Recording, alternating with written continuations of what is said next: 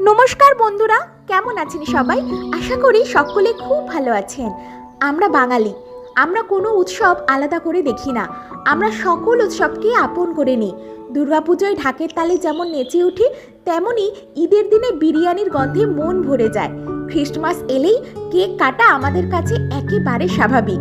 কিছুদিন আগেই ক্রিসমাস উপলক্ষে এয়ারপ্লেন্স দিয়ে বানিয়েছিলাম এক অভিনব ক্রিসমাস ট্রি। প্রকৃতি আর কল্পনার মেলবন্ধনে এক ছোট্ট আয়োজন।